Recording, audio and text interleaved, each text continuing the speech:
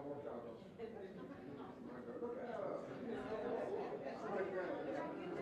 mother had no young children.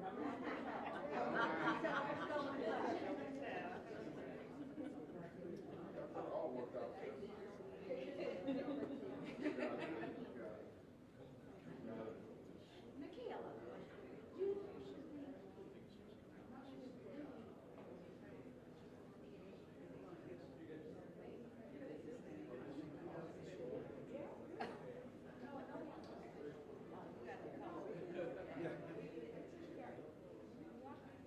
Does this show Dixon?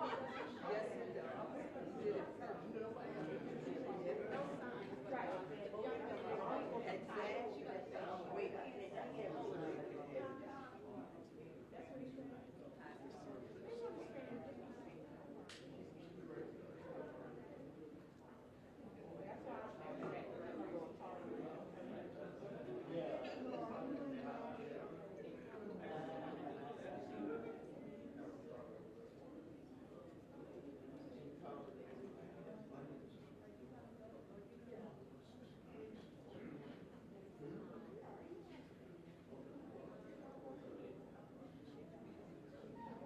Does this show Dixon? Yes.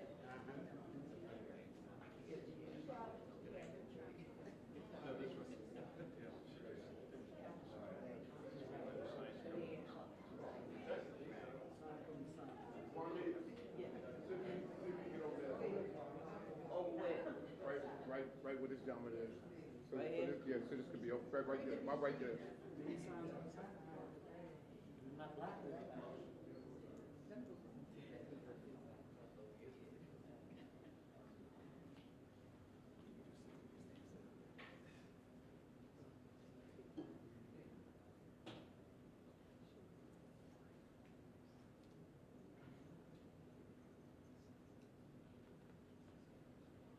Where's the mayor?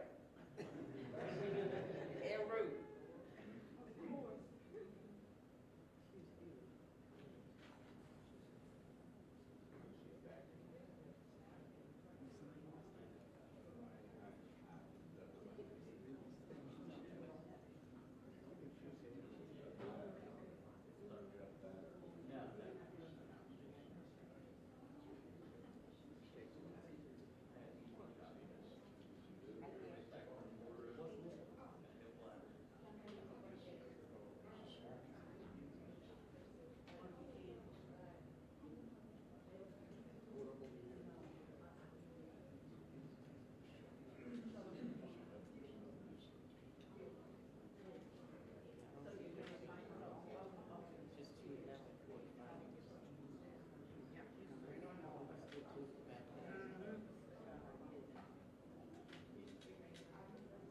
Are you old enough to vote? We need every vote we can get.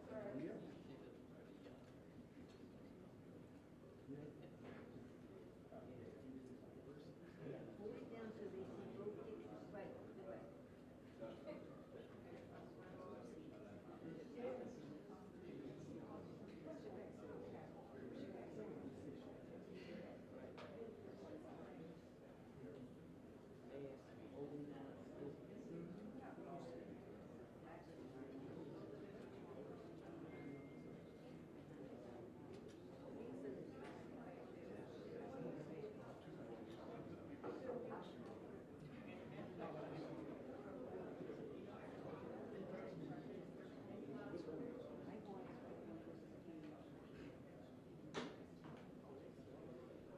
All right, thank you everyone for coming out here today.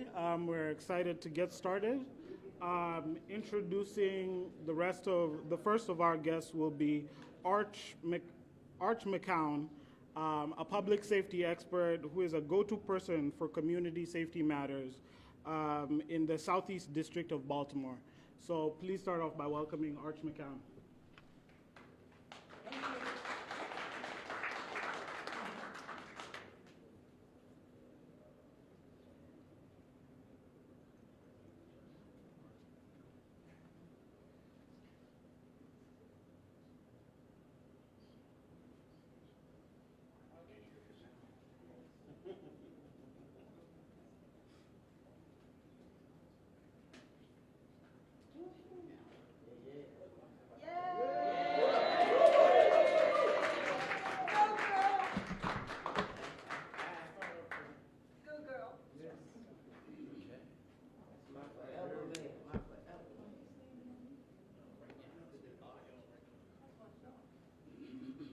going to check my watch here.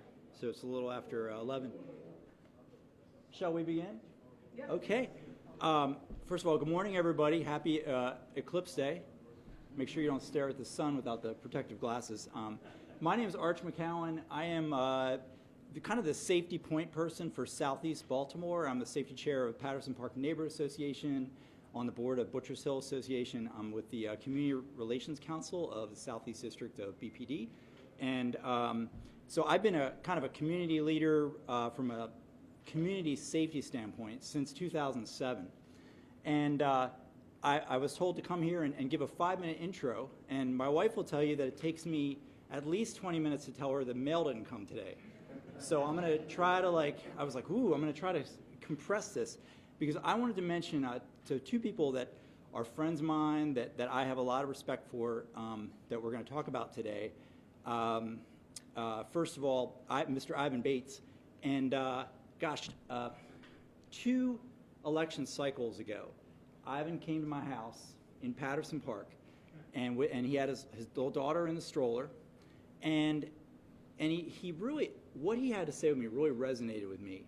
He spoke succinctly, and he spoke in ways that just conveyed his earnestness and his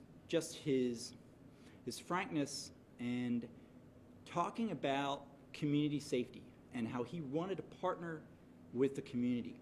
And he laid out his plans, and I tell you, within 10 minutes, I was on Team Ivan. And ever since then, I've been on Team Ivan. And I will say my theme here is actions speak louder than words, because what he laid out 8 years ago, I'm seeing come to fruition. And I'm the guy that when a neighbor gets carjacked, I get a phone call, I get a text. A lot of times I get the text before the police get the text, because we in the Southeast, Patterson Park, Canton, Butchers Hill, Brewers Hill, those neighborhoods, we're a tight-knit community. We're a diverse community. I mean, probably mainly white people, but we got kind of everything in the mix there, right? And homicides, et cetera. And we've seen some horrible tragedies over the years. And candidate Ivan and non-candidate Ivan, back in the day, would show up at these vigils and these safety walks that I would organize or be part of.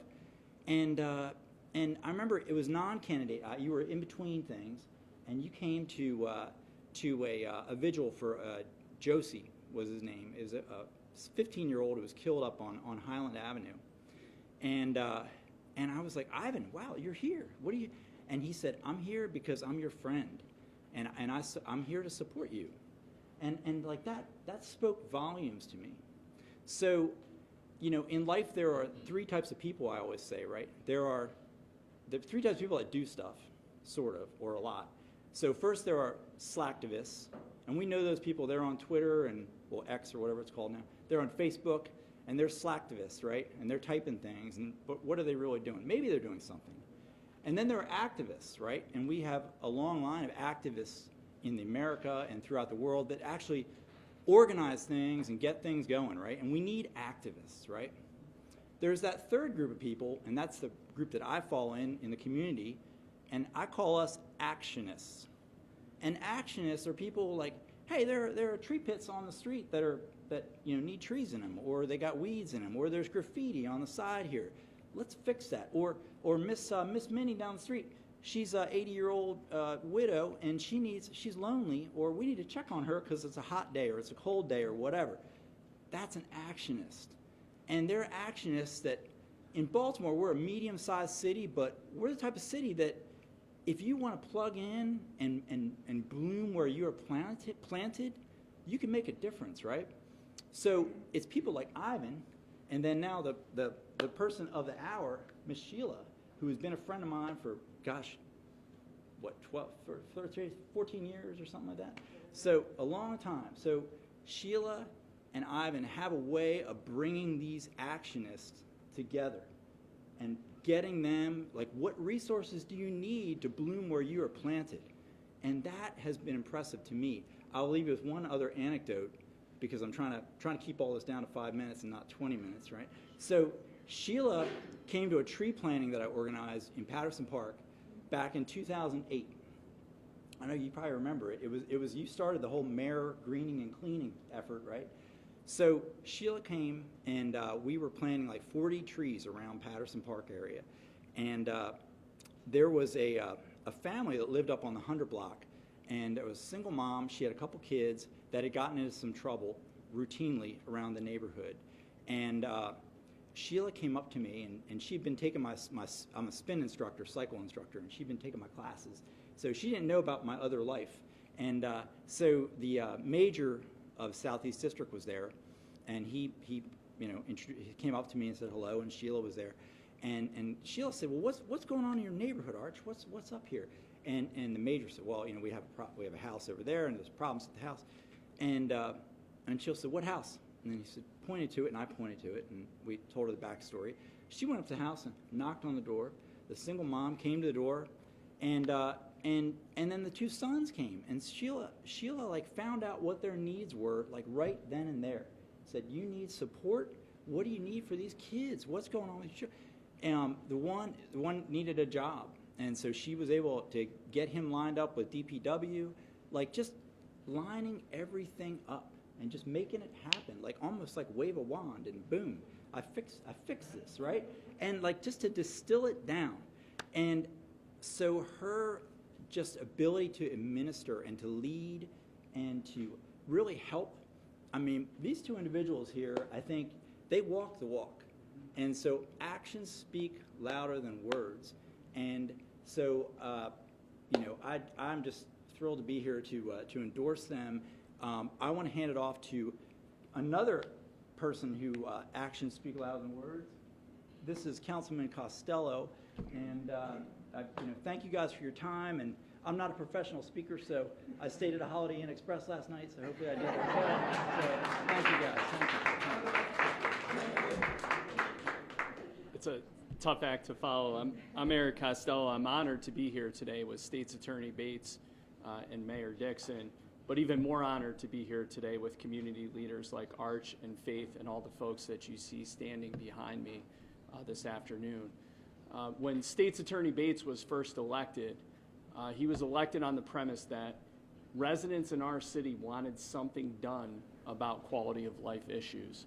And he has done the work and worked with our judges and various entities within the judicial branch to put together a program that does just that. The program, the citation docket program, does that. It doesn't seek to arrest people. It seeks to correct behavior, to make sure that our communities are safe and that people in every single neighborhood across the city can enjoy quality of life. And unfortunately, the state's attorney has not had a partner in the mayor's office to help execute that program. A lot of that was seen in previous city council hearings over the past 2 months. And I think that what you're hearing from more and more people, from elected officials in this city, is they want a partner in the mayor's office.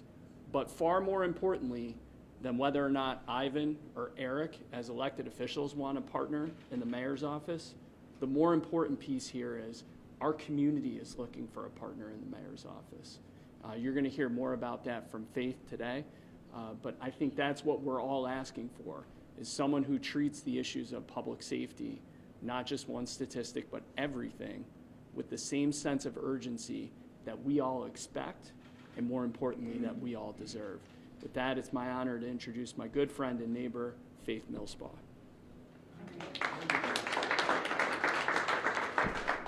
Hello, everyone. I've lived in Baltimore for almost 40 years. I'm very proud to say. And I've lived in different communities and worked in different communities. But right now I live in Federal Hill, across from Federal Hill Park. And I have to say I am a true believer in Ivan Bates. I supported him in the beginning, worked with him, and what I've seen him do is truly amazing. He has restructured his office. He has brought criminals to justice. And something that's also very dear to my heart is he has been working on the citation system for quality of life crimes, something that is extremely important, I think, for everyone in Baltimore and all the visitors who come to Baltimore. We have all kinds of problems. We have severe panhandling to our residents, to our visitors. We have people who trespass on private property and do awful things, including drug use. We have dirt bikes that run up and down our streets, through our parks. Children have to run and get out of the way of these bikes. So we need someone to hold accountable the things that people do that severely hurt our quality of life. And so Ivan's citation program, I think, is a very good one, and I do hope that our next mayor will take it seriously, and that's why I support Sheila Dixon. She is the kind of partner that Ivan wants and needs. She's the kind of partner that Baltimore needs. We need someone looking over and making sure that things get done, and that we all have very good quality of life, and that our visitors come to Baltimore and say, what a pleasant, wonderful, clean, safe town that we live in. So with that said, I fully support Sheila Dixon. And I'd like to next go back to Ivan Bates.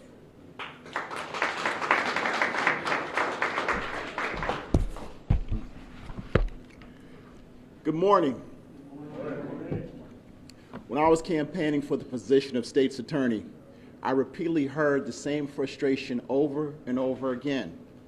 Whether it was a community meeting, whether it was knocking on a door, everybody wanted to talk about the quality of life and what was going on. People were fed up with the state of crime in our city, and they were saying crime was just out of control. We'd had 8 straight years of 300+ murders, and they just felt that there was a lawlessness, and many people felt that there was almost no hope. And they rightfully we all agreed to feel that way, and it was okay.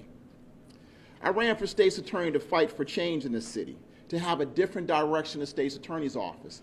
Having been a prosecutor, I knew how great that office could be. I also looked at my daughter, London. I lost the first time. I decided to try again, specifically for her, because I wanted to make sure my daughter and all the other children could enjoy our city the way that so many of us have enjoyed it in the past. I wanted to make sure older adults enjoyed the fruits of their labor and weren't afraid to go out at night, that tourists could go ahead and business could boom and we could have a great city. That was the whole focus. I hit the ground running, and I was looking to do the job that you, the citizens, elected me to do. For me, the biggest solution, and one thing that we needed to do, was enforce the laws that were on the books. But we couldn't go back to mass incarceration. We had to do it a different way. So my vision and view was, first, let's offer services and treatment with an accountability. That accountability is community service. I don't know about you, but I grew up doing community service, whether it's my fraternity or whether it was me doing something when my dad said that I needed to understand how blessed my life was. So I was down in church making sure we did the things that we needed to. And so to me, it was easy. See, myself and the prosecutors were on the front lines every single day fighting crime. Our partners are the police department. We worked hard to rebuild that relationship, to let the officers know we are in this together. You know, there were 3 things I promised. One was reforming the state's attorney's office, and we're focused on that.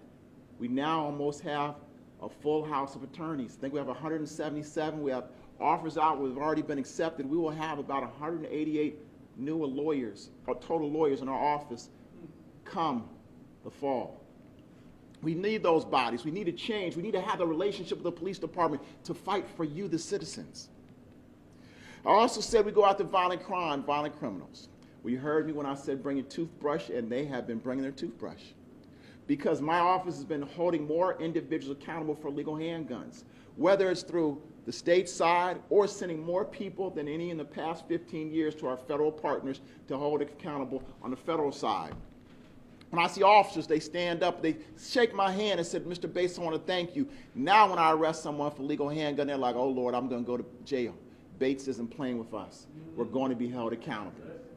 Now, it's not all about just going to jail, but here are the services for you when you want to come home and want to do right. And that's what this citation docket was clearly about. My citation docket was not going to say we're going back to the ways of the past of mass incarceration. We were going to do something different. We're going to be leaders. Every other jurisdiction in the entire state of Maryland will arrest you for quality life crimes. They're asking for jail of quality life crimes. We decided we were not going to prosecute that, and lawlessness came about. That was when I talk to the citizens and the voters, they come to me and say, Mr. Bates, I elected you to focus on quality of life crimes. We understand my predecessor didn't do that, and that was okay. But we also recognize we have to change that page, and we have been. And that's why it brings me today to talk about crime in the city. You know, many people view me as the public safety expert in the city, the individual who's the chief law enforcement officer. And when you are, and you get the job, you first make sure you have relationships. You can't do anything and be successful without relationships. That's why I went and spent time with the police department, whether it was the FOP, whether it was sitting down with the police commissioners, was my executive team sitting down every month with the police executive team to figure out what direction we're headed. Whether it was going to the U.S. Attorney's Office or over to the ATF, HIDA, FBI, meeting with every single leader in that public safety sphere. However, the more I began to do this, the more conversations I had with the mayor. And unfortunately for me, it just became crystal clear that we just have two different philosophies in fighting crime. Doesn't mean anyone's a bad person, doesn't mean we don't get along. But however, the job that I was hired for, the philosophy that I espoused and put out there was holding people accountable for quality of life crimes. I made it clear. We were not going to go back to the policies of the previous administration. And unfortunately, it couldn't be any more clear that the mayor and I have two totally different views when it comes to that. So one of the things I had to do was really sit down and think. You know, I'm a resident. I live in this city, I pay taxes in this city, and I have a voice and I have a vote, like all the other residents. And then I began to look and understand what they wanted, the people who were running, looking at everybody's campaign, what their policies were. And the one person who stood out for me time and time again was Mayor Dixon.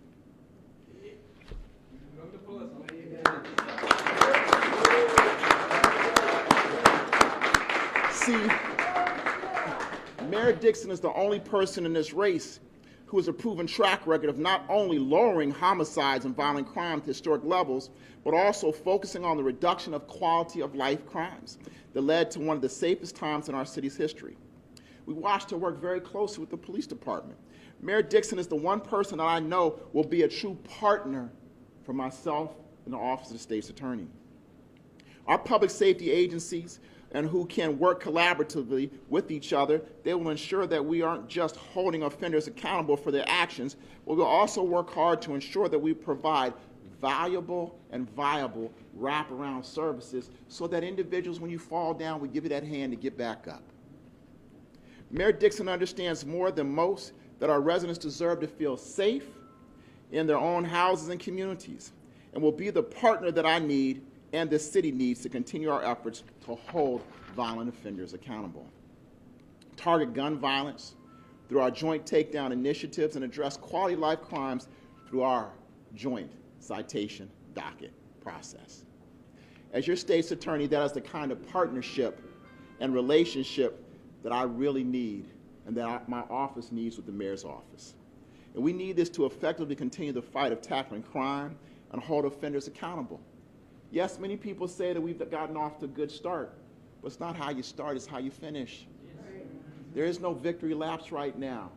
The only thing we're doing is putting in process what we should have been doing the whole time, putting you, the residents, first, your needs first, your wants first, and your safety first. But we also have to do that in a way where we're just not ever going to go back to mass incarceration. We can bring the old and the new and make it work. And that is why today, after many sleepless nights, continued prayer, and a great amount of thought and consideration, I'm asking you, the residents of the great city of Baltimore, to join me in voting for Sheila Dixon on May 14th to be our next mayor. Together, we can build bridges, and together we can build bridges for a safer Baltimore. Now I would like to introduce to you our next mayor, Sheila Dixon.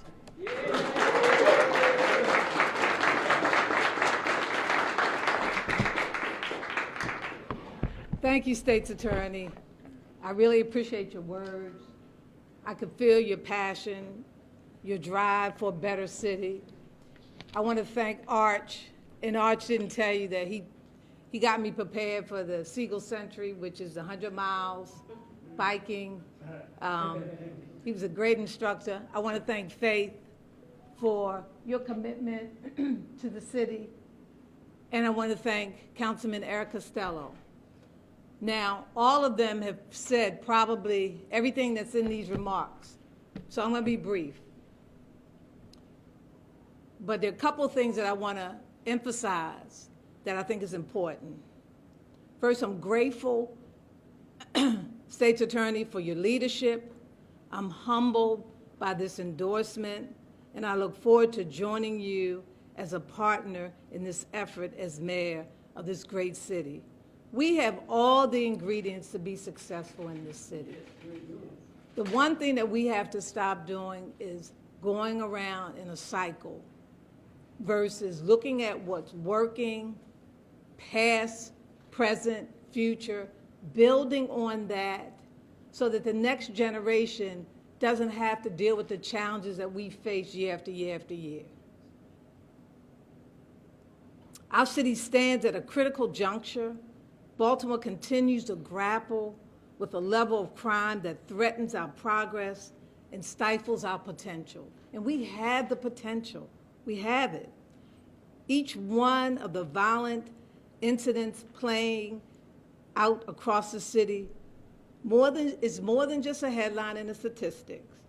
They are tragedies that fractures families, that shatters communities, and undermine the quality of life of all of our residents. Elderly people should not have to question walking in their neighborhood, be it day or evening, and being afraid. An individual who loses a car, one car to a household possibly, who now can't go to work, that impacts their economy. A young person whose potential is snuffed out by violence.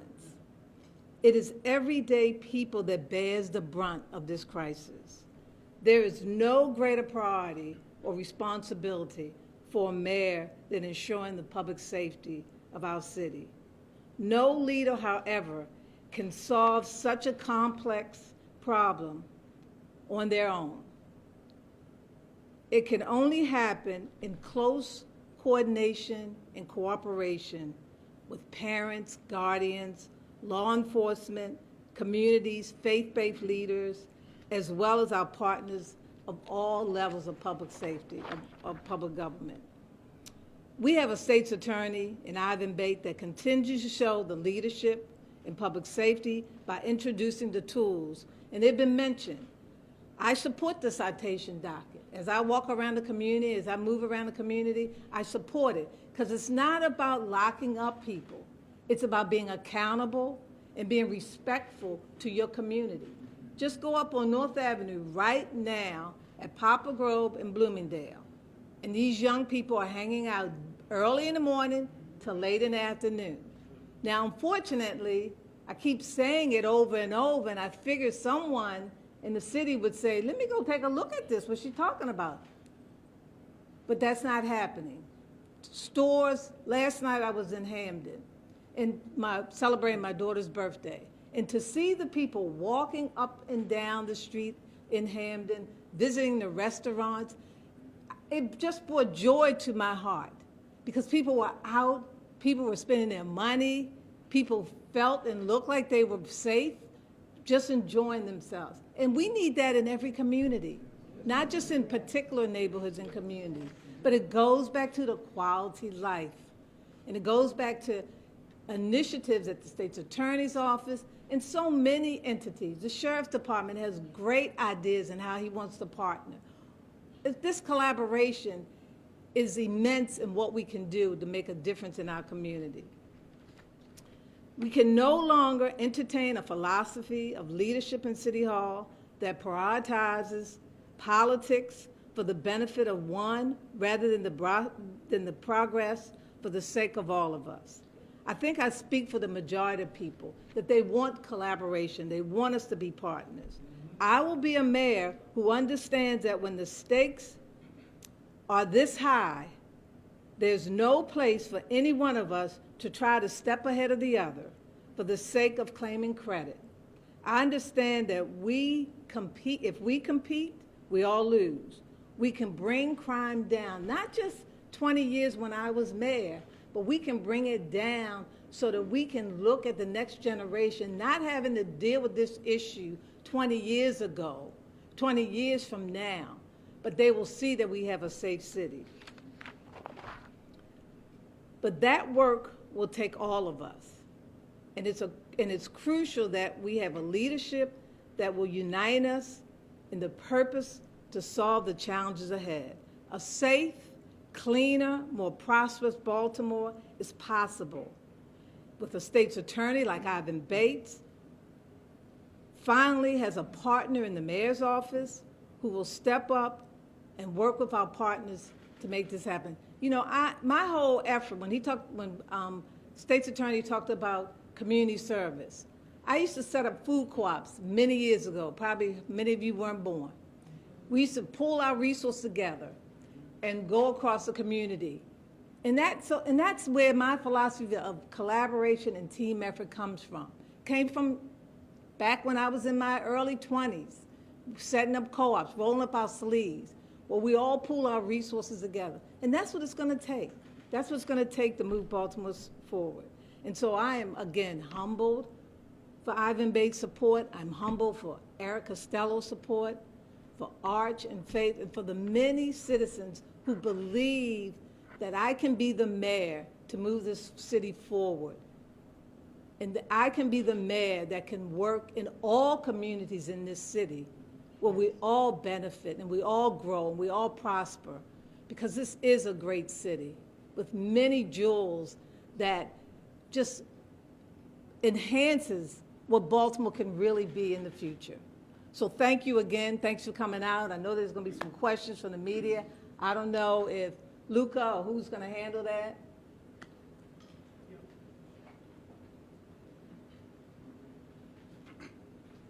Thank you. Thank you, Madam Mayor. Let's give her applause.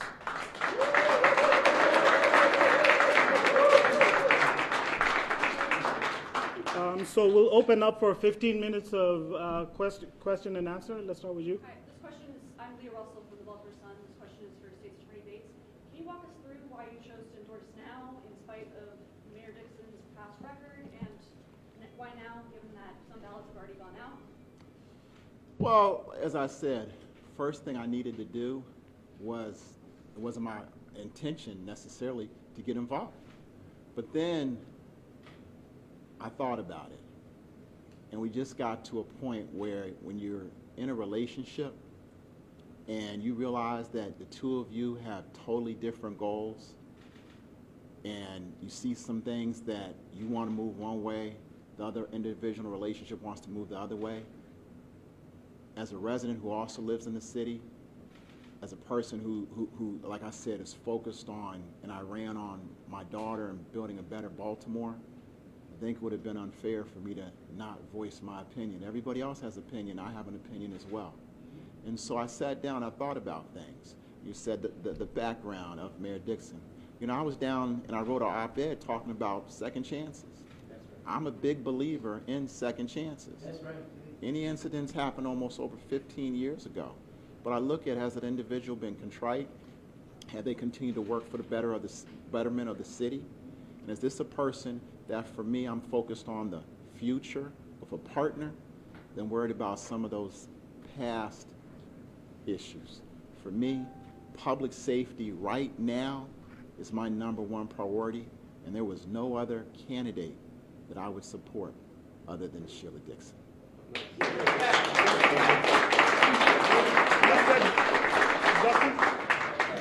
Drill down a little bit more on what the philosophical differences are. What are you saying the mayor's philosophy is, and how does it conflict with yours so much?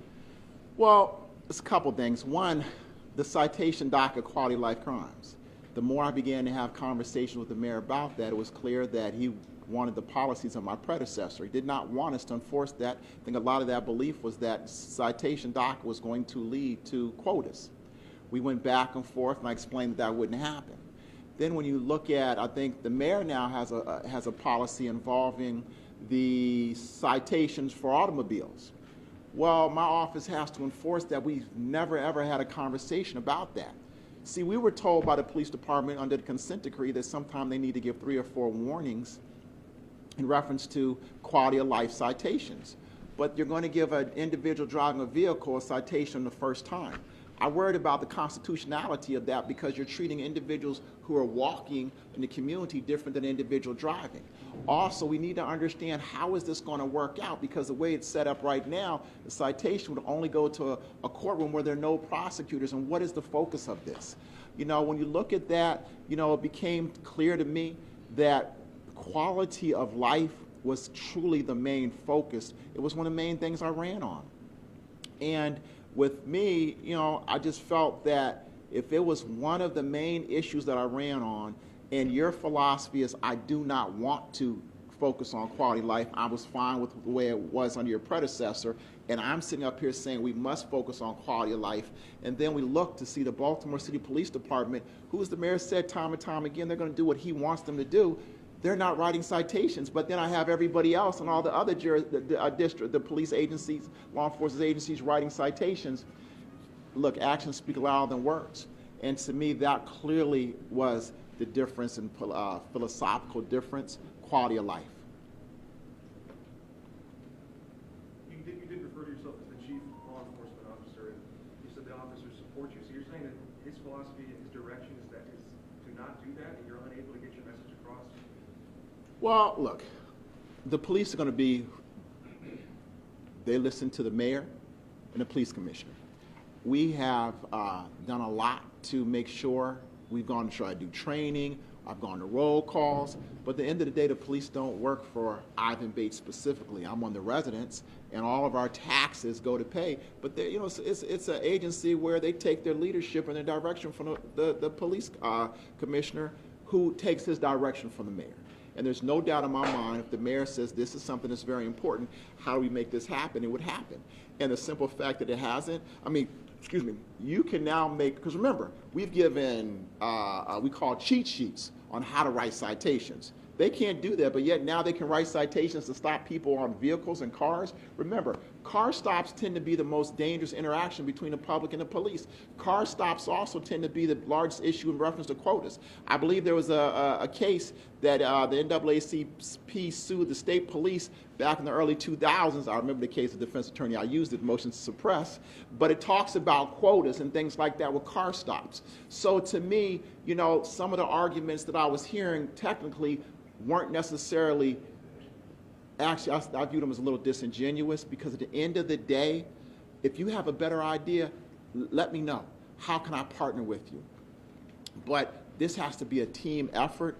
What I've learned with this job is really hard. And when you're trying to change a culture, when you're trying to do things, if you don't have a partner you walking in the same direction with, and that's why I equate it oftentimes to relationships. When you raise children in relationships, parents really need to try to be on the same page to make sure they give the discipline, the love, the support, and the guidance to the children, and to do what's best for the family. And so for me, I look at it like this: I need a partner, and who would be my best partner? In terms of violent crime, you know, in the last year there has been a significant reduction in homicides and shootings under Brandon Scott. But after what you're saying today, do you think that he truly believes credit for that reduction? Well, look, it's everybody did the job. It's not one person. And once again, for us to really get all of public safety, you can go after violent crime and quality of life. Quality of life is what allows our city to breathe, to be healthy. Our taxes are in reference to everybody's paying higher taxes, in reference to we don't have the citizens. They're moving, they're leaving. Businesses, are they booming? Are they making money? What's going on in our city? If you go downtown, when I moved here in the 90s, you know, downtown was bustling. Now you drive downtown, Pratt Street, it's almost a ghost town. So quality of life is super important. Now, in reference to the violent crime, the mayor has touted over and over and over and over again, GVRS, GVRS, GVRS. GVRS is only 2% of the violent crimes that my office prosecutes.